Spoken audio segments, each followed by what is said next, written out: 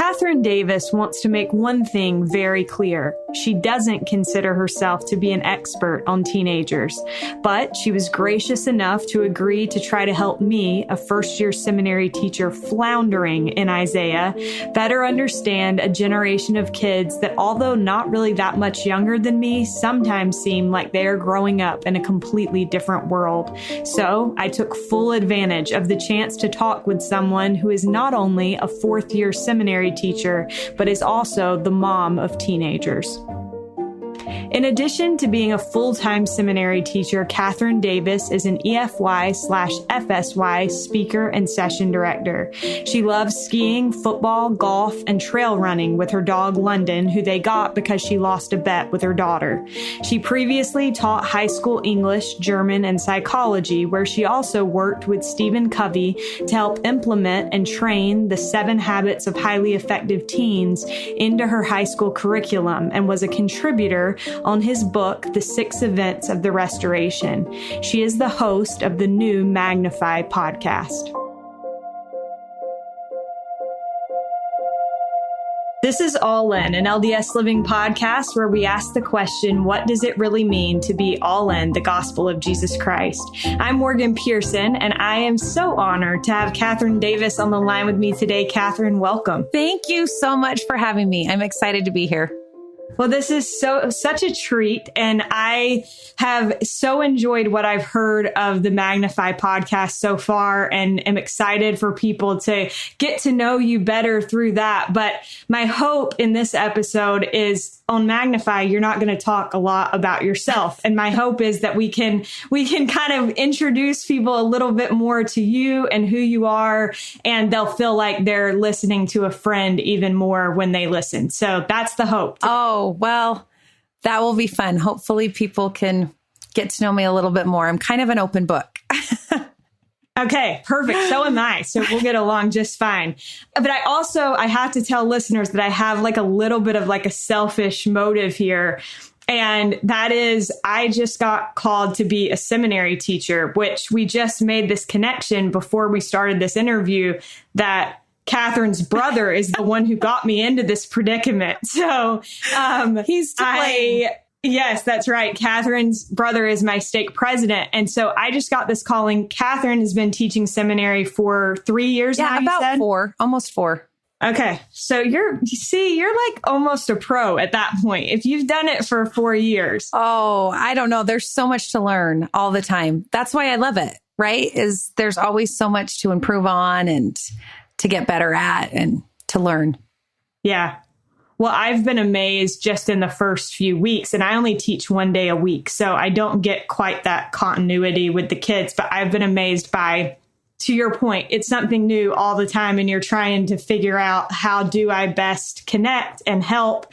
And so I wondered, how did you get into seminary teaching? Because it's not your calling, is that right? No. So I'm in Utah, so I'm a full-time teacher.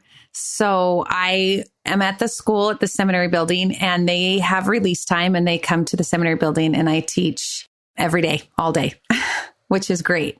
Okay. And how did you decide to do that? Because you have to like actually intentionally seek that out, right? Yeah. And that was not part of my plan at all.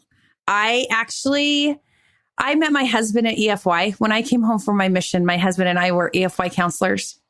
And I stayed involved with the EFY program for a little bit. I love the youth. I love teaching. But I am a busy mom, and I have 4 very, very active, busy children. And I've just been in the thick of raising them and going to all their activities. And a couple of years ago, I had a friend who said, hey, they need seminary subs. And I thought, oh, that would be something that would be fun to do when I had time. So I kind of started doing that a little bit. And then there was a seminary teacher who got in a pretty severe car accident. And the principal at the high school asked if I would take over his classes for a couple of months. And I thought that would be, I could do that. And so one day I came out of subbing, and the principal was standing in the hallway, and he said, Kathryn, you have to do this full time. And I thought, no, I don't. I don't know. And he goes, no, you really have to do this. And so he called pre-service on the phone and I signed up for the classes and I thought, well, let's just kind of see where it goes. And all along I was kind of hesitant and it's super vulnerable to put yourself in that position where people can come and watch you teach and tell you, you know, if you're a fit or not. and I just wasn't sure, but all along, Heavenly Father kept saying, you need to do this. You need to try this. And I wasn't sure how it was going to work out with my husband and his job and my kids, but I student taught for a semester. And then I was asked to go full time and I did. And Heavenly Father has opened up the doors for my kids to be taken care of and for other things to happen. So that was kind of how I got into seminary. It wasn't on purpose, but I felt very led and directed. Okay, so I am curious, coming from a total noob to somebody that's got a few years experience under your belt, what have you found to be most effective, or what would be your biggest tips for teaching teenagers in a church setting? Okay, that's a good question. And I think this is one of the reasons why I felt impressed to teach seminary is I just love them. And I felt so strongly that they needed somebody who in their lives every day, who loved them, who saw them. And that was one of the reasons why I got into seminary is just to offer love and offer a safe place. And Elder Holland has said, it's one of my favorite quotes from him. He said, if you love them today, then you can maybe teach them tomorrow. And I hang on to that is just when they come in, I genuinely love them. I enjoy them.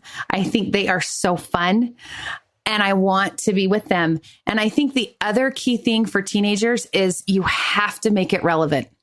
If it's not relevant, there's no reason for them to pay attention or to listen. There's too many other things that they can be doing and they have to do at that time.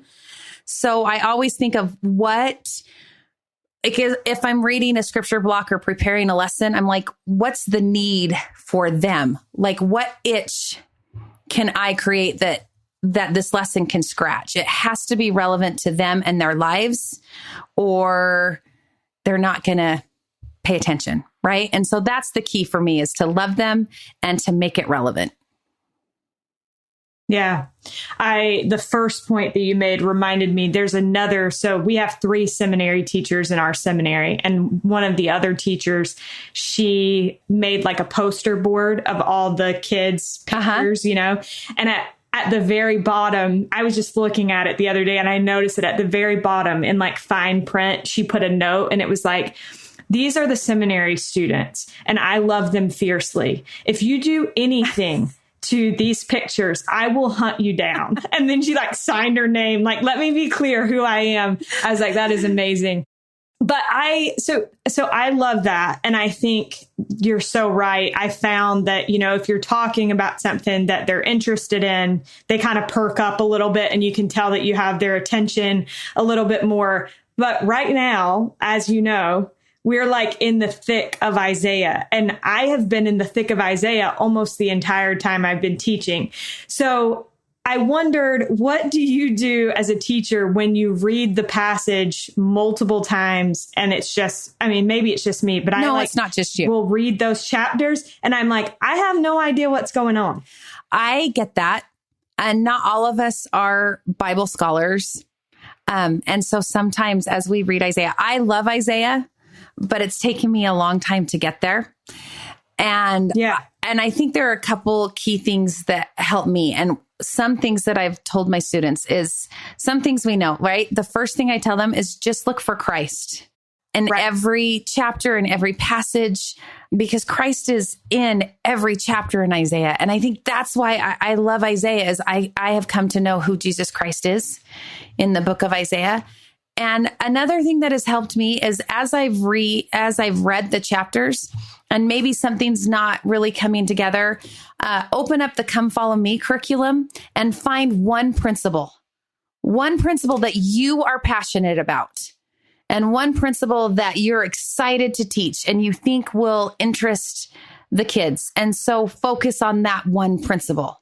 And maybe that's one verse or two verses, but I would go principle based, if that makes sense. That makes complete sense. And I love that. We had a funny experience where I was talking to one of the boys' moms last week, and she was like, he's just like drowning in Isaiah. And I was like, oh no, like I'm failing him, and it's tricky when you have different teachers and you all don't know what the other ones are covering, and so you just kind of assume that like they understand who Isaiah is. Anyway, so I planned this whole lesson around these questions that this mom said that her son had. And of course, the day that I teach the lesson, that boy's not there. I'm like, dang it.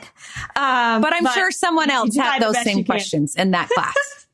I'm sure they did. I hope so. I hope so. But we did. One of the things that I really tried to stress was the fact that Isaiah was trying to help people recognize Christ when he came. And so that if we study Isaiah, we also will be able to recognize and how important that our is lives. For teenagers right now, right? Is they're trying to recognize Christ. They're trying to see how he can be important to them in their everyday life when they're in the thick of it with school and work and friends. And so to help them find out how Christ can be important to them and why they need him and why their lives can be better with him in it, and pointing them in Isaiah to find that, I think that is the power of Isaiah. I 100% agree with you. So another thing that I've kind of struggled with is the kids come in, they're usually like right on time or a little bit late. And so they come in right as class is starting. We start class, teach the lesson. And then as soon as we're done, they're flying out the door to school. And so I wondered for you, what have you found to be the most effective ways for connecting with your students? That's a good question. And I think this is even important as a mom when teenagers to come into your house in the church setting, because the power to connect with teenagers and the ability to connect with teenagers, I think all it really takes is a genuine interest in them. I take time in class. Right. That's important to me because I truly believe that unless there's a place where they feel like they belong, and I'm not talking about fitting in. And I talk a lot about that with the teenagers. I don't necessarily want them to fit in. I want them to feel like they belong, because fitting in kind of means that we're all trying to be like somebody else, right? We're trying to fit in a group, or we're trying to fit in, and belonging is we're accepted for who we are. And so I take time in class to get to know them, like we do a mystery person every day, or just if they come into your home to ask genuine questions. And sometimes it means putting an agenda on the back burner, right? Because it's more important to connect with them, because you can't teach if you don't know them. And so even if we'll have a check-in question every day where they're talking with their neighbors or they're talking together, I will go around and individually talk to each student and ask questions and genuinely want to know them. And that's, I think, what I love most about teenagers is they know when you're being real and authentic. Right. They pick it up instantaneously. And so if you genuinely want to connect with them, oh my word, they are so willing to talk and connect with you. That's so good. Thank you for that. I mentioned that you have teenagers of your own. Maybe to set the stage for this part of our conversation, you could tell us just a little bit about your kids. Okay. So I have 4. I have 2 daughters and 2 boys. My oldest daughter is at BYU right now. She went to a mission to Peru and is home and is now studying at BYU. I have a daughter who is currently serving a mission in Lithuania, and she gets home in about 3.5 months, and I'm so excited. And that it's a happy day. So happy. It's been like a crazy, awesome mission for her, but it's a long ways away. And then I have 2 boys. I have a son who is a senior and a son who is a sophomore. And so I have a house full of teenagers. Yes. So I actually am curious, having had 2 girls and then 2 boys, how would you say your girls and your boys are different? Or parenting them is different? They're so different. They are so different. And sometimes people say boys are easy. My girls were easy. I don't know. They went through their rough stage at like 6th grade, and then they hit 7th, 8th grade, and they were a dream, right? My boys have been a little different. It's just, I think it's emotionally, physically, mentally more taxing. To my girls, I was involved with everything, and my boys, I have to try a little bit harder to be involved and more intentional. Yeah, way more intentional with my boys than I ever needed to be with my girls, if that makes sense. Super interesting. No, it makes complete sense. So as your kids, because I don't even have kids yet, and the thought of having teenagers, I'm like, oh boy. And maybe it's because I am an older sister. My youngest sister is 16. Yeah. And so I, in a sense, feel like I have like a very, very small taste of caring about a teenager that much. But to me, it feels very daunting to be a parent to teenagers. So I wonder, for you, as you were approaching those ages, did it feel daunting at all? Does it feel daunting now? And why or why not? Yes, and yes. Like it is daunting, but I am going to tell you, I love it. Morgan, I love teenagers. Like, being a parent to teenagers is so fun. And I think that is my biggest advice, is you just have to enjoy them. Enjoy the quirkiness. Enjoy like all of it, because they're fun and you can hang out with them and they're people. And I just think you have to enjoy and go with it and not fight against it. Right. And I also think, it's daunting because their decisions are bigger, and sometimes I feel like they matter more. And I remember one night really, really worried about some choices that they were making, because they are big decisions and they're going to affect their life. Right. And I was so worried, and you don't have control like you do when they're little. You've got to, teenagers have their own minds and their own sense of what they're going to do. And so there's this sense of loss of control. And I was really worried. And one night I was up really late, just praying and worrying about them. And I just had this thought that came to my mind. And it was like, Kathryn, I'm not worried about them. Why are you? And that just has stuck with me, that God's not worried about them because he has them. They were his long before they were mine. And if I can trust that God has them and just enjoy and help along the way and not worry, I think that can be some of the beauty of being with teenagers, is to see God's hand in their life. I have seen God's hand in the life of my teenagers more than at any other time. I've witnessed little things. And as I just understand that he's in control, and I can take a step back and trust and know that he's got them, and that he's God, and he understands his plan's going to work. Right. And I also have learned too that there's going to be ups and downs with teenagers. And I remember once somebody said to me, I know that I'm going to be a punching bag, figuratively speaking, for my teenager, that they're going to come home and they're so loaded and bombarded with all the heart of the day that they're going to come in and they can explode at me. And you know what? I'm okay with that. And so sometimes it's okay to be that person that your kids might want to vent to. And we might have the tendency to get defensive or get frustrated. And I'm okay knowing that it's going to be rough, and I'm just going to be there for them and love them. And if they need to take it out on me for a moment, I can be that person. I can be that safe person. I love that.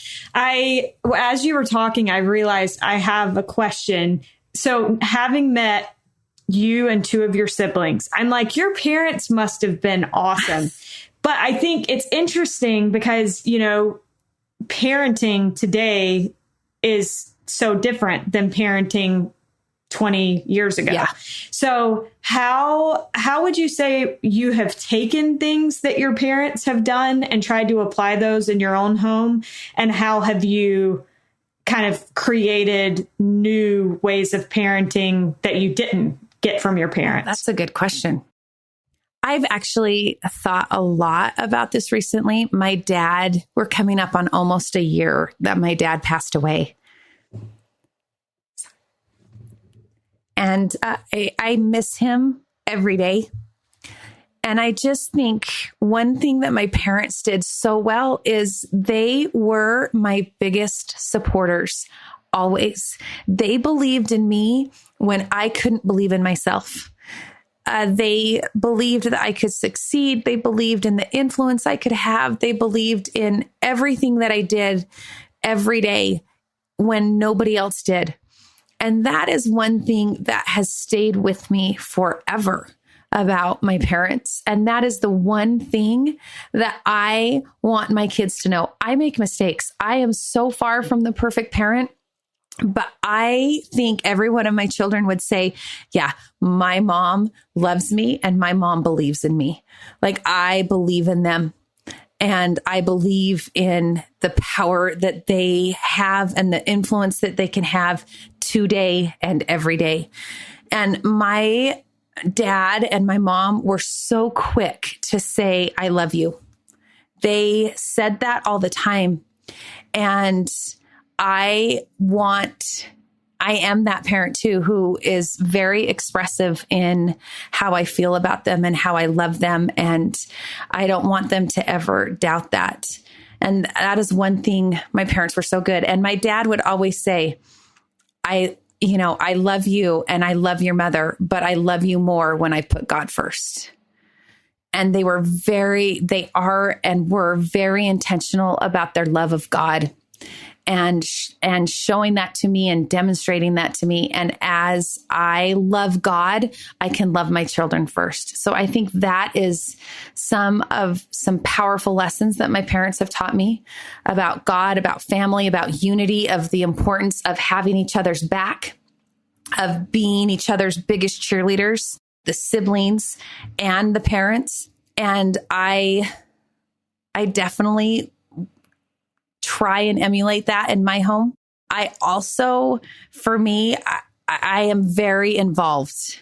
And I think that is a difference in generations a little bit. I think today requires more involvement in their lives and their everyday activities, whether that's driving them to carpools. Like, they're all involved in more things than they ever used to be. And so I am very involved with their activities, with their friends. I want their friends over at my house. I want to get to know their friends. I love their friends. And that is definitely, I think, one thing that I as a parent find very important. Yeah. And I can see that being a generational difference, right? Because I think in the past, it was like you have your friends outside of the home and then you come home and have dinner, and just kind of a different way of living. I wondered, Kathryn, for you, what have you found to be the biggest challenges your teenagers are facing that maybe those of us who don't have teenagers yet haven't even considered? I actually asked some of my classes that today. I actually asked them, I said, Do you think your parents know what you face when you walk down the halls of school? And they all were like, no, I don't think they have an idea of how hard it is.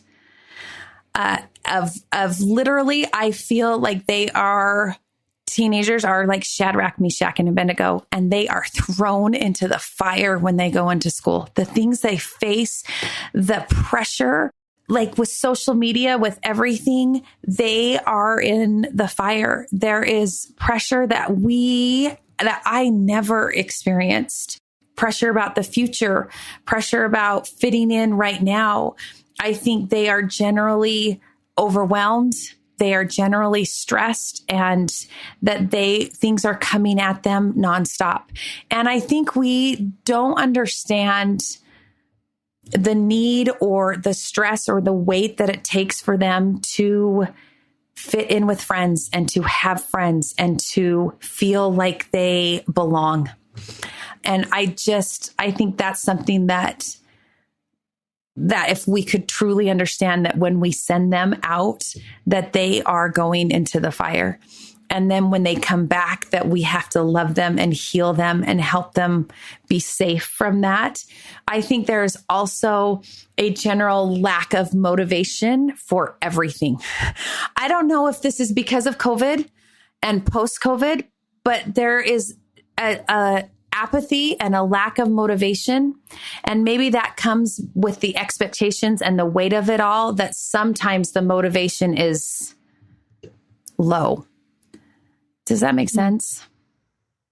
Yeah, it does. And it's funny, as you were talking, it's actually not funny, but I found myself having this very unexpected emotional response, because I just feel like, even for women, and I think you'll find this with Magnify, I'm sure you've already seen this in the interviews, but I'm amazed by how often social media comes up as being something that weighs heavy on people and feels overwhelming. So you think about somebody, a teenager is half my age. And so you think about somebody that age having to then deal with something that feels overwhelming for somebody twice their age. And I just, that hurts. It feels heavy for me. And their brains aren't fully developed, right? They're still learning and growing, and they know that social media can be harmful. They know. They talk about it all the time, that they only see the good and the expectations. And I think a huge part of social media is FOMO, is they see that their friends are doing something and they're not invited, or, and then it hurts and it can take it personally. I just think that's a big part. And so many of my students and my children have seen that people can be pretty mean on social media. It's really easy to say something mean or to do something mean and hide behind a screen. But the people that it affects, you're not hiding behind a screen. Like, it is real and it is hurtful. And the fact that our teenagers are dealing with that every day in forms that we don't even know and understand. Your heart breaks for them. You're right. There's so much compassion and so much understanding, and so much, it fills me with the need even more. I said this at the beginning, that when they come into my room, it has to be a safe place, because for some of them, it's the only safe place that they have. When they are bombarded with images and messages that they are not enough, skinny enough, smart enough, popular enough, athletic enough, whatever, that they crave a safe place. And can we, as adults and as women and as members of the church, embrace them and create a safe place for them where they are enough? Because them plus Christ is enough. We're not enough on our own, but with Christ we are. Absolutely. Well, and when you're talking about people hiding behind a screen, that's one thing that I've realized in hosting this podcast, is that a lot of times, and I will often say this, I found that you become the target for somebody else's bad day. Yeah. And so because people can leave reviews and they don't have to put their real name. And for me, a lot of times it's people complaining about the sound of my voice, which I'm like, that is the way that I am. That's the way that and I don't really know how to change that. And so I get it. Like, I understand how, and this is way off topic, but years ago, I had written for Deseret News before I started hosting this podcast, and I found a thread on a message board that just ripped me to shreds. And I cried all day long. And so in a small way, I feel like I understand that whole feeling bullied online and recognizing that it's not fair, but that is the world that kids are growing up in. Yeah. And you mentioned that it is easy to bully, and it's devastating. The consequences are devastating and are hard and are real. And it's something that our kids deal with every day. I didn't understand. We talk about bullying, but I didn't understand or see it till I was in the schools and I had my own kids experience that and the devastating consequences of that. Yeah. So how do you feel like as a parent, how do you help a child that's dealing with that? That's a hard one because, you know, I have a son who was bullied and one you would never expect. I mean, he's 6'4" and 220 and plays football and basketball and it wasn't everybody, but there was a group who bullied him, and every weekend his car was trashed and our house was trashed, and there were vile things written across his car every weekend for well over a year. And I saw him start to change. Like, he's very outgoing and so fun. And then he started like retreating, and he would only go to school and only go to practice. And then he would come home and it just wasn't him. And he would come home and we'd go out and look at his car, and he'd call us to have us help him clean his car, and we'd clean his car and wipe everything off. And he would cry and he would just say, "Mom, I'm trying so hard to be nice. I don't know what I'm doing." And my first instance as a mom, especially a mama bear, I would get super upset, right? And I let me go fix it, and I'm gonna, do all this stuff. But as I got upset, he would get more upset, and then he would start to retreat more. And I found as I got upset, he wouldn't open up. And so I quickly learned that I couldn't react, and I would just sit with him in his pain and let him tell me how he was feeling. And all I would say is, "I love you. I love you. Like, it's okay. It's going to be okay." And so that's what I found is sometimes our reaction as parents doesn't help. We just need to sit and listen and understand and love. And I also have found that, especially with him, when he was going through those hard times, I looked for what he was learning. And he quickly learned to depend on God, I think, in a way that he never would have had to otherwise. And so, I just needed to be that safe place for him where he didn't feel defensive. He didn't feel judged. He didn't feel anxious or worried about how I was going to react. I think so many teenagers are worried about how their parents will react. And they don't want to hurt them. And so they hold on to things.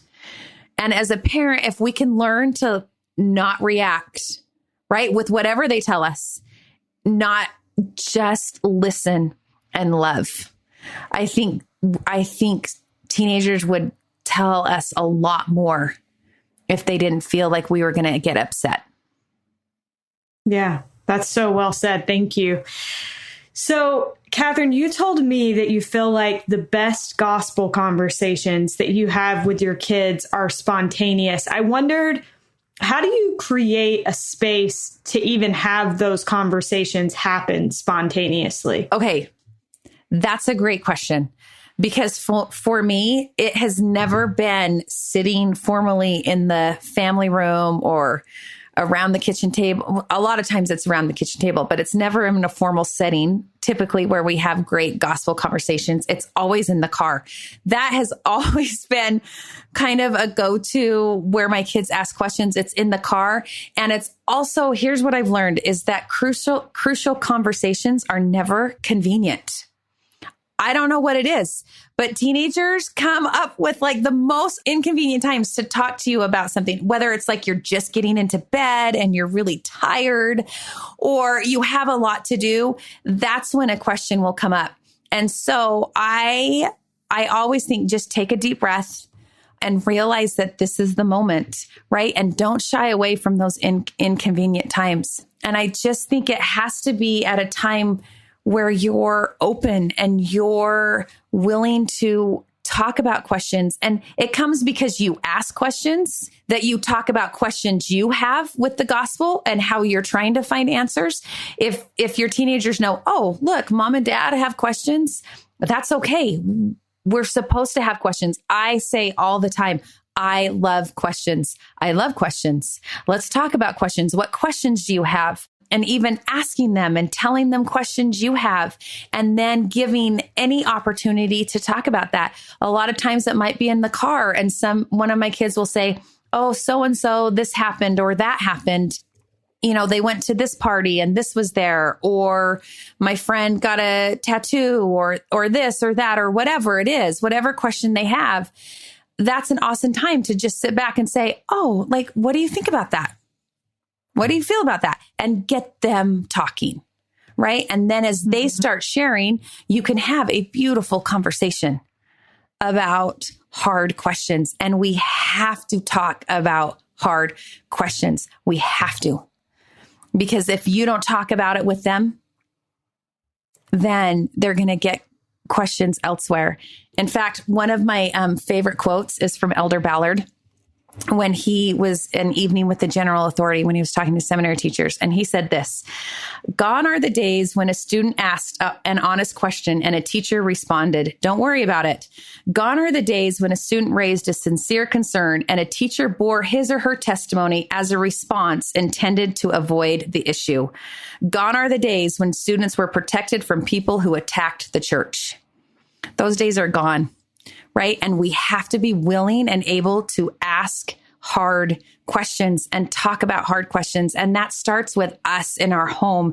And what better way I couldn't think of a better place for my kids to ask me a hard question than sitting in the car, or, you know, my son came home a year or so ago from a dance, and we were just sitting on the floor in the foyer. And he was like, "Mom, how do you know that God is even answering your prayers?" And we just talked about it till, 1 or 2 in the morning. And I was tired, but that was the time where he needed to talk. And so I think my kids know that hard questions, that it's a safe place, that there's no question off limit. I always tell them the harder, the better. And let's talk. Yeah. Well, I love that point that you make about inconvenient timing, because I'm thinking of myself as a teenager, and I'm like, I 100% did that. Right. I came into my parents' bedroom, as they're fading out to sleep, I got this on my mind, so I think it's just when we need it. How do you handle that in your seminary classroom when hard questions come up? I love it. I do. I love it. In fact, that's what we do most days, and we do every Wednesday, is I have them write questions. A lot of times they're anonymous, and they can write them throughout the semester and put them in a box. I call it a gospel box. And we just go through and answer hard questions. When we answer hard questions, I have kind of a sheet of tools, different tools that can help us answer hard questions and different statements. And so when somebody asks a hard question, I always I'll write the question up on the board, and I'll give them a couple of minutes to search and to find, and to say, how would you help our friend who has this question or is struggling with this? And give them a couple of minutes to search in the scriptures, to look for conference talks, to talk about it as friends. And then we talk about it as the class. And we will go to, a lot of times, the church's essays, and I'll pull those up on the screen, and we'll read gospel topics, and we'll discuss and talk and have amazing conversations about hard things. And a lot of times we don't really have the answer. But we hold on, like what Elder Holland said, we hold on to what we already know, and we talk about how we can find answers. And I just think it's crucial, and it's important, and it's not scary. A lot of parents, I think, are scared. I get questions all the time from parents. My child is questioning this and it scares me. And my first response is yay, don't be scared. Dig into those questions, and love that they're asking questions, because that means they care. Right. They're not checked out. So you just mentioned that that's something that you say to parents, but I wondered, is there anything else that would be your message to those who feel intimidated by the prospect of either parenting teenagers or teaching teenagers? Yeah. Laugh a lot and enjoy them. And I think one thing I quickly learned is I wanted to be a mom who said yes. So when they would be like, hey, Mom, will you come golfing with me? Will you come skiing with me? Will you come do this with me? Will you come sit with me? I wanted to be yes, right? I wanted to be the mom who did all the things. So when they ask you for something, do it and have fun with it. Like, have fun and let go of your inhibitions, right? And enjoy this time because it truly is so fun. They make me laugh every day. I just laugh. I sit in the kitchen and I laugh and we dance and we sing and I am embarrassing and that's okay because that's my job, right? But my kids know that I love them and I enjoy being with them. When they come home, I want to be with them. When they want to be with me, right? So enjoy them. It's great advice. Okay, Kathryn, you have been so helpful. I'm just going to tuck this away until I actually have teenagers. Well, I'm going to tuck away the parenting parts. I'm going to apply the seminary parts. And I may need you to send me that sheet that you're talking about. It is a seminary teacher that I work with started the sheet of tools that help answer hard questions. And it is so powerful. And we just have added to it over the years. And so I passed that out and there are so many good tools on there somebody will ask a question and I'll be like, what one will help? And then somebody will say, oh, this one, like today we're talking about a question. And one of the tools was to understand that everyone's broken, right? That everybody in the church is broken and that's why we all need Christ. Anyway, it's a powerful set of tools. I'll send it to you. Okay, perfect. I'm excited about that. Okay, my last question for you is, what does it mean to you to be all in the gospel of Jesus Christ? Morgan, I've heard you ask this question so many times, and I've always kind of thought, what would my response be to that? And I think that's a really good self-check question that maybe every listener needs to ask themselves. What does it mean to you? And for me, it means choosing every day to believe. And as we're actually studying in the Old Testament and we're about to come up onto Jeremiah, I've been thinking a lot about Jeremiah and Lehi, and they were there about the same time, and Lehi was commanded to leave and Jeremiah was commanded to stay. And I thought, for me, being all in means I'll do it if he wants me to stay and I'll go if he wants me to leave. That I can trust that God has a plan and that I'm all in that plan, whatever he asks me to do. And, in Jeremiah 28, verse 13, it says, and ye shall seek me and find me when ye shall search for me with all of your heart. And for me, being all in means with all of my heart. So beautiful. Thank you so much. I have learned so much and I appreciate your time more than you know. Thanks for having me, Morgan. We are so grateful to Kathryn Davis for joining us on today's episode.